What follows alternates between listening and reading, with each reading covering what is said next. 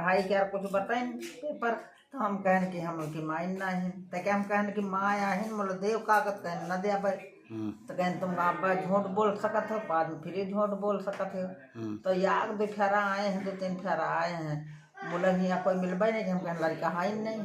तो क्यों आ रही है पुलिस, क्यों परेशान कर रहे हैं? हाँ अब पुलिस भैया यह झगड़ा क्या परेशान कर रहा। अब थोड़ी बात कोई गली निकल रहा है तो वो कर रोको या रोक दे तुम जैसा रोके रहो समझा देते कि भैया अब जाओ अब भैया गली ना आयो ना ही गरीब आदमी हैं। अब तुम गरीब आदमी छोड़ गए हैं तुम मरबो भी हो। उनके रिपोर्टों नहीं लिखी जाते हो पुलिस अपना वो अपना तंग की है।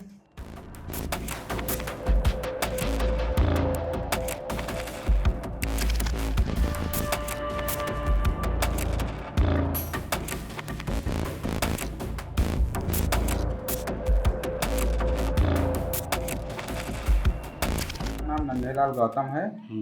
मैं एक दलित हूँ, चमार जाति से आता हूँ और मैं 27 अक्टूबर को गांव ककराहापुरवा से बाघमो की तरफ आ रहा था। मुझे रोका गया, मैं रुका नहीं, थोड़ा सा आगे बढ़ गया।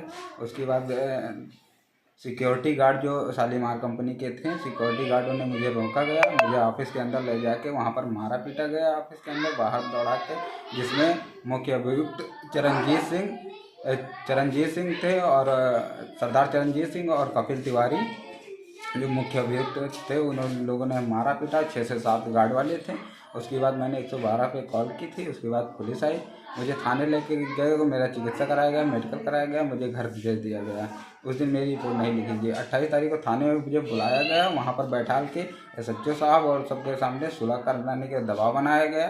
जब मैं सुलह नहीं किया तो मुझे बाहर SHO साहब ने कहा बाहर जाइए के बात कर लीजिए, सुलह कर लीजिए। और उसके बाद बाहर आया तो मुझे धमकी दी गई कि अगर सुलह नहीं करोगे तुम्हारे पूरे परिवार को फंसा दिया जाएगा और झूठा मुकदमा लिखा देंगे और आपको फंसा देंगे। मैं वहाँ से डर के मारे वहाँ से थाने से रात में 3 घंटे बैठा रहा, 9:30 बजे मैं भाग आया वहाँ।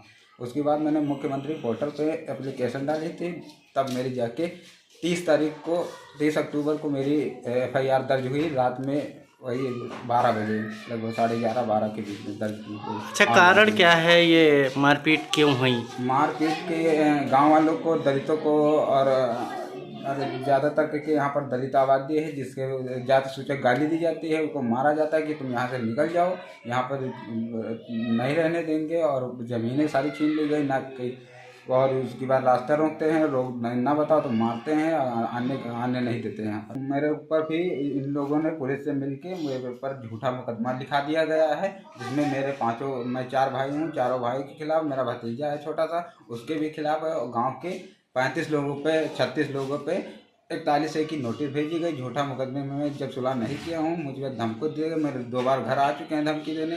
दलित हैं तो जानते को कहीं सुनवाई हो नहीं रही हमारे लोगों की, तो ये लोग लाने की कोशिश कर रहे हैं उनको लोगों को।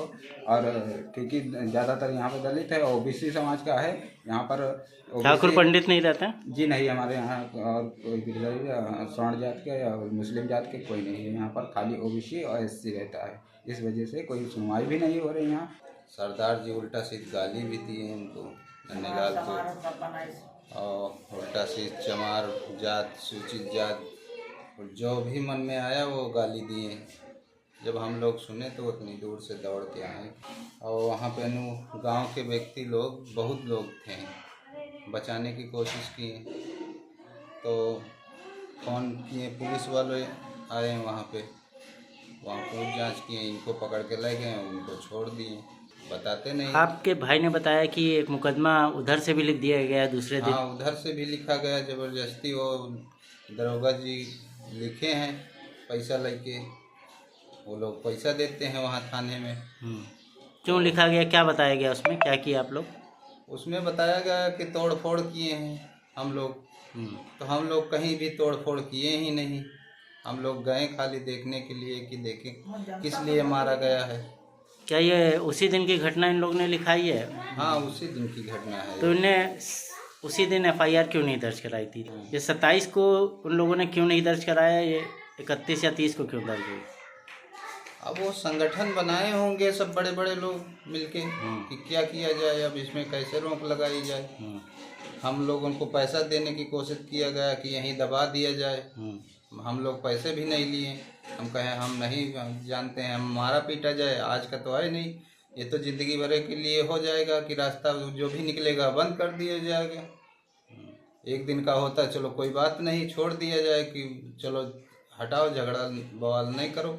अब रोज़ का वही देना है, जो कोई जाता है व्यक्ति गांव का, उसको भी डरवाया धमकाया जाता, कई लोगों को मारा गया है। अच्छा, यहाँ से शालीमार में किसी को रोजगार दिया गया?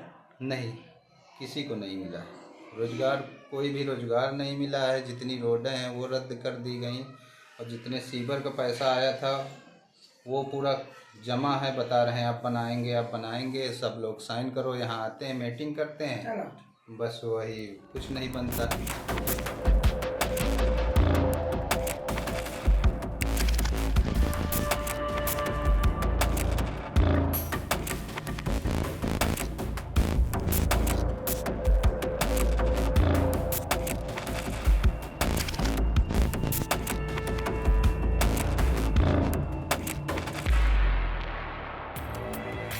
कहाँ की रहने वाली हैं और यही बागवानों की क्या समस्या है यहाँ गांव में? समस्या यहाँ पर बस यही है कि हर रास्ते पे, जिस रास्ते पे हम लोग निकल रहे हैं, बस रास्ता भैया रोक रहे हैं बस। क्या कारण है, क्या कहते हैं अब लोग? इसका कारण हम लोग तो नहीं जान सकते हैं, अब यही कंपनी वाले भी जान सकते हैं, हम लोग क्या जाने। ये आसपास चारों तरफ मैं देख रहा हूँ बड़ी बड़ी बिल्डिंग बन रही हैं, तो अब इसके बारे में तो हम नहीं जान सकते भाई क्यों बन रही हैं। चारों तरफ से रास्ता बंद कर दिया है आने वाले समय में। अच्छा, ये जो जहाँ शालीमार बना है किसकी जमीन है? हमारे गांव वाले घमा लोगन जमीन है। तो अब ये आने के लिए अब बैरिकेडिंग, मजबूरी है, बेच चुके हैं, अधिकार हमारा खत्म हो गया है भाई साहब। पर गांव में आने का जो रास्ता है, जाने का रास्ता है, तो इनका तो देना ही चाहिए, मगर अभी लोग गांव कम पर दे। अब इनके पास पैसा है, गांव वाले के पास पैसा नहीं है। कोई काम करे तो जैसा मान लो FIR है कि तो पुलिस आई इंक्वायरी करके चली गए, बाद में लाए थे बराबर। दमूक नायक जनवादी पत्रकारिता करता है। यह संविधान, लोकतंत्र और सामाजिक न्याय पर चलने वाला चैनल है।